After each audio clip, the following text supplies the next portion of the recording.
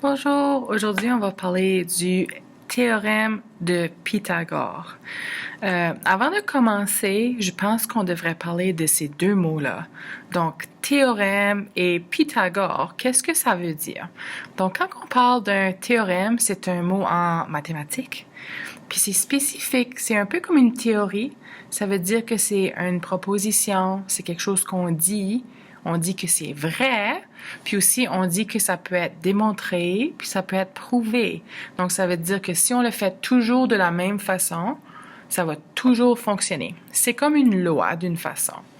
Quand on parle de Pythagore, ça c'est un mot bizarre, en réalité c'est le nom. C'est le nom d'un mathématicien qui était vivant dans la Grèce antique, donc vraiment longtemps passé. Puis il a été capable de prouver la théorie. On ne sait pas vraiment si c'est lui qui a prouvé la théorie, parce qu'il y avait beaucoup de personnes qui travaillaient avec lui, mais c'est lui en réalité qui reçoit le crédit. C'est pour ça qu'on dit toujours le nom Pythagore. Donc, théorème de Pythagore, c'est une théorie en mathématiques, c'est un fait en mathématiques, puis on dit Pythagore parce que c'est la personne qui l'a découvert. Alors, pour pouvoir t'aider à comprendre le théorème de Pythagore, tu dois savoir quelques petites choses. Une des choses importantes, c'est de comprendre c'est quoi un triangle rectangle. Okay?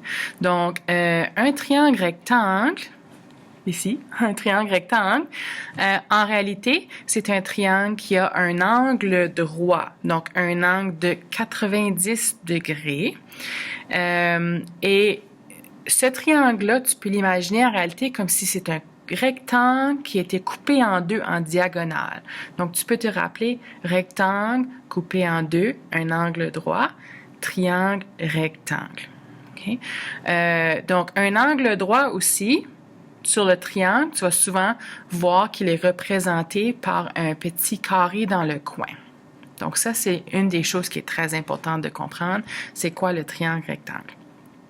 La deuxième chose qui est importante, c'est de te rappeler c'est quoi un exposant. Donc, pendant la théorie ou quand on regarde la théorie ou le théorème de Pythagore, tu vas voir qu'il va y avoir l'exposant 2.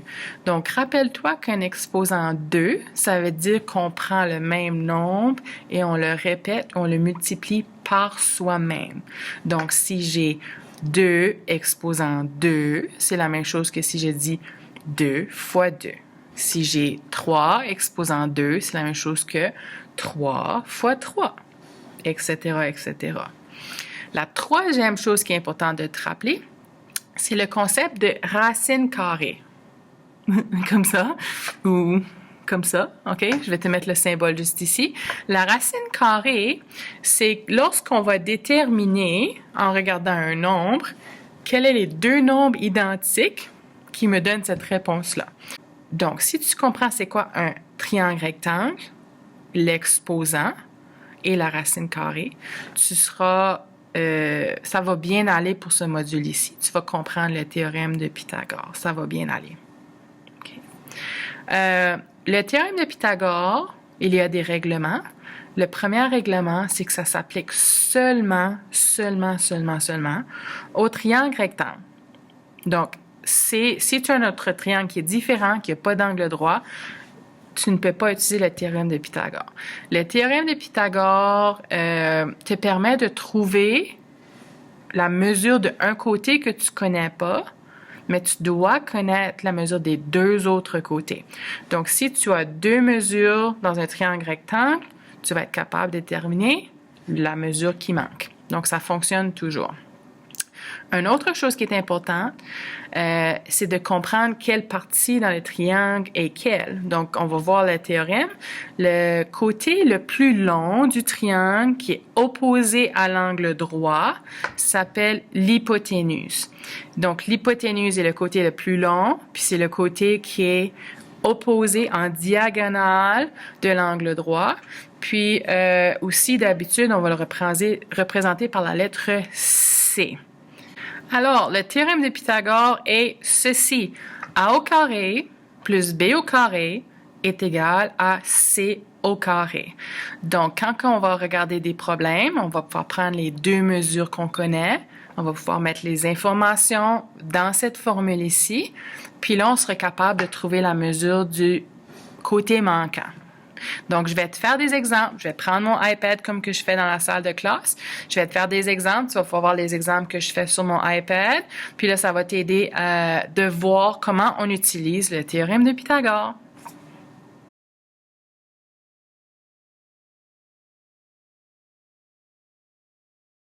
Bon, maintenant, on va regarder des exemples pour t'aider dans la salle de classe quand tu vas essayer de résoudre tes problèmes. Donc, premièrement, n'oublie pas ta formule qui est A au carré plus B au carré est égal à C au carré. Donc, cette formule-là est très importante. C'est ça qui va te permettre de trouver les réponses que tu cherches quand je te donne un problème. Donc, premier exemple, numéro 1. Si j'ai un triangle, comme ceci, un triangle rectangle, avec mon angle droit, et je te donne la valeur du côté A, disons 2, et la valeur du côté B, disons 3. Puis là, je cherche le côté C.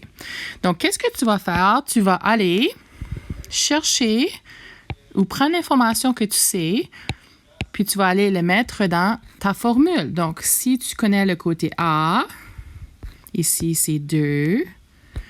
Et si tu connais ton côté B, ici, c'est 3. Tu vas pouvoir aller remplacer l'information dans ta formule. Donc, je vais réécrire ici. Donc, je vais écrire 2, parce que je connais mon côté A. 2 au carré, plus, puis là, je connais mon B. Mon B, c'est 3. Donc, plus 3 au carré est égal à C au carré. Puis là, je vais faire ma mathématique.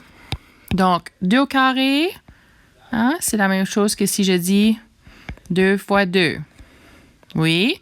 Et là, ça va me donner 4. 3 au carré, c'est la même chose que 3 fois 3, qui va me donner 9. Donc là, je dis que 4 plus 9 va être égal à C au carré. Donc, 4 plus 9, c'est 13, est égal à C au carré. Mais là, je ne cherche pas C au carré, je cherche C. Et on a déjà appris comment utiliser la racine carrée. Donc, en réalité, pour trouver C, je vais devoir utiliser de ce que je connais de la racine carrée. Donc, si je sais que je peux faire la racine carrée de quelque chose. Donc, si je fais la racine carrée de C au carré, je vais faire la racine carrée de 13. En faisant ça, je vais trouver la valeur de C. Donc, C sera égal à la racine carrée de 13. Donc là, si je prends ma fameuse calculatrice, ma calculatrice va m'aider vraiment beaucoup. Je vais faire 13 racine carrée. Ça va me donner 3,6. Donc, C est égal à 3,6. Maintenant, regardons un problème différent. Donc, si je connais déjà mon C, puis je cherche un des deux autres côtés, comme A, par exemple. Donc, si j'ai un triangle rectangle, comme ça, je vais utiliser la même formule, A au carré plus B au carré est égal à C au carré. Donc, si je connais déjà le côté C, disons 5. Oui. Puis là, je vais chercher A. Donc, je vais donner une valeur à B. Je vais dire 3. Donc, je cherche A. Donc, si je remplace dans ma formule, je vais remplacer le C. Je sais que ce sera 5. Puis, je vais remplacer mon B. Je sais que ce sera 3.